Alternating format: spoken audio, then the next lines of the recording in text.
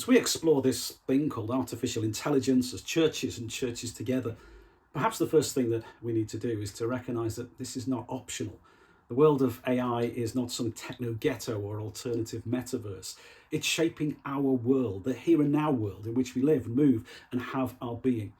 And I believe that we need to embrace this reality on two fronts. Firstly, what we might call internal. How do we use these technologies? Should we use these technologies? What opportunities can we grasp? What ethical concerns do we need to be engaged with? But there's also what I would call the external front. As I said, AI is shaping and impacting our world, the world in which we are called to be church, the world that is the product of God's creation and the object of God's love. There isn't time here to even begin to outline how technology and our access to it is shaping lives and behaviours and attitudes and even our sense of identity. But if we are to proclaim God's good news to this world, we need to understand how it is evolving and operating before us. It's interesting that I speak today as a Protestant minister at a conference arranged by my Catholic sisters and brothers.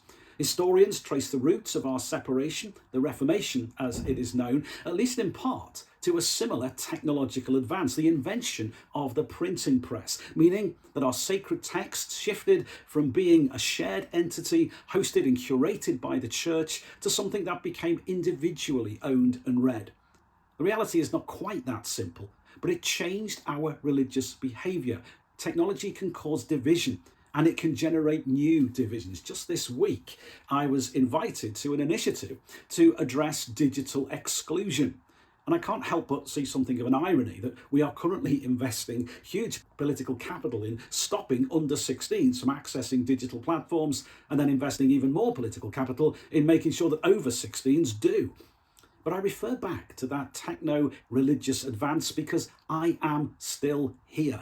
We've overcome those historic divisions. Churches Together is not just the title of an organisation, it's a commitment that I see evidenced across our region. So perhaps a key challenge for the church is to avoid becoming hostage to whatever new divisions AI creates, and to see herself as a key player in overcoming those divisions when their impact is evidenced in wider society.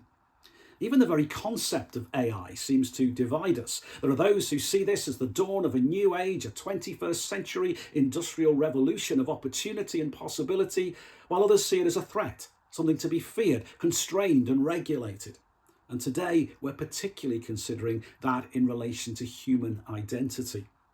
Perhaps the place to start is to recognise that our Christian scriptures are also a little bit divided about human identity. I'm fearfully and wonderfully made, declares the psalm writer, echoing the foundational belief that to be human is to be made in the image of God, while the Apostle Paul reminds his readers in Rome that all have sinned and fallen short of God's glory, a sentiment echoed centuries earlier by the prophet Isaiah. We like sheep have gone astray, we've turned everyone to their own way.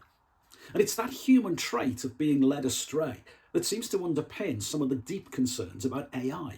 Deep fake, the ability to generate false narratives, misrepresentations, and dishonest simulations, all designed by algorithms to condition us to particular ways of thinking and behaving. Big Brother is no longer watching us, he is programming us. I find it interesting that Isaiah chooses sheep to highlight the human tendency to go astray. Now, I am no expert, but from what I gather, the reason that 90% of sheep go astray is because the sheep in front of them is going astray. And yes, AI can certainly convince us to follow the wrong people. So is AI a force for good or for bad? Well, what our faith understanding of human identity teaches us is that both can be true at the same time. We can be fearfully and wonderfully made, capable of the most amazing acts of goodness, yet also be susceptible to evil, easily led astray, and capable of inflicting the most terrible harm on one another.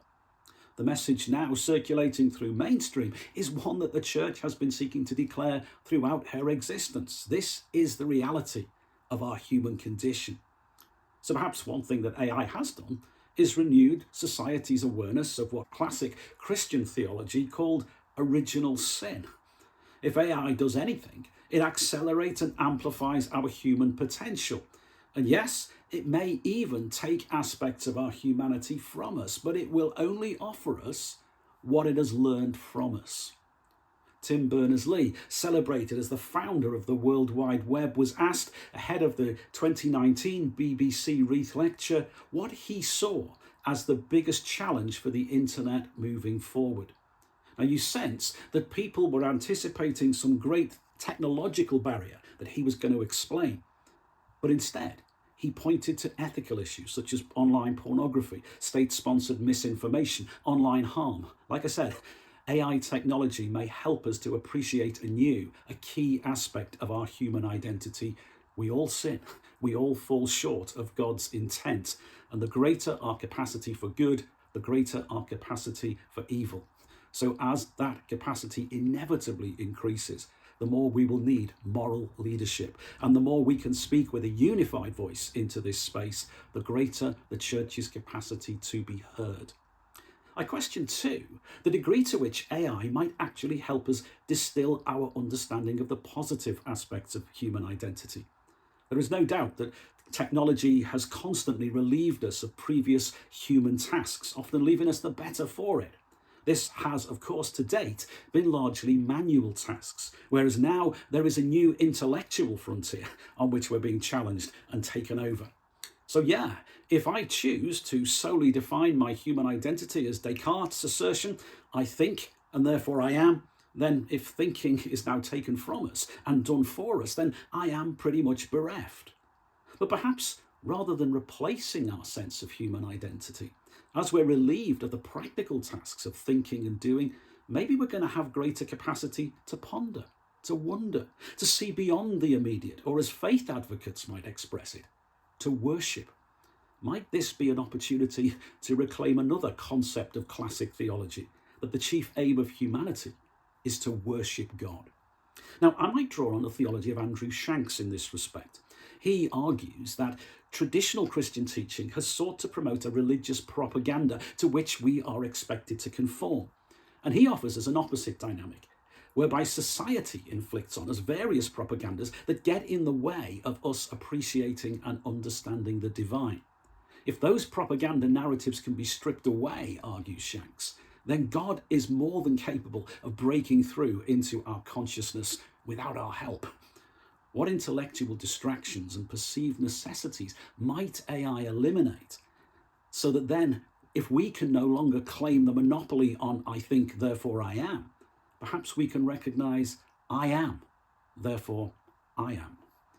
And before we rush to condemn AI for distorting our understanding of humanity, let's recognize that there are plenty of examples where the world of work and commerce has already robbed people of their humanity without the aid of AI. But I also want to question the degree to which human identity is something that we choose to confer, rather than something that any technology simply claims from us.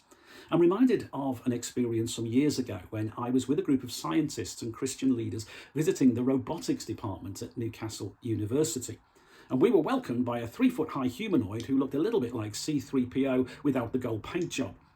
"Why is it only 3 foot tall?" one of us asked. "Budget constraints," was the answer. "It's cheaper than a full-size one, but it still has all the necessary research and learning capacity." "So why do its eyes change colour?" someone else asked. "Well, they're not eyes," came the reply. "They're LEDs, and they tell us that the robot's working. Blue means it's transmitting, green means it's receiving, and amber means it's in standby." All perfectly reasonable explanations. But these questions and answers were absolutely lost on one of our number, who on meeting it fell to her knees in delight and reaching out to take its plastic grab mechanism, hand. "Hello, little one," she declared. "What's your name? Where's your mummy?" We've been brought together to wrestle with the very same questions that are being pondered today. What does it mean to be human in this rapidly changing technological landscape? Yet until that moment, I had seen this in the light of what identity these machines might claim from us. But what I witnessed in that particular encounter was humanity being bestowed, humanity being chosen to be given. So is human identity more a transaction than anything else? That's a question that actually gives me hope and a sense of control. And that act of choice returns me to my previous question. To what degree do our working practices, our economics, our systems of government, and our partisan behaviours already rob others of their human identity, with or without the assistance of AI? And so, as is often the case in contexts like this, I've probably raised more questions than I've answered. But I'm glad to be part of exploring those questions because, as I said at the outset, the world of AI for me is not some abstract reality or an opt-in for the technophiles, but the world in which we all live. The genie is out of the bottle, so let's play our part in teaching the genie how to behave.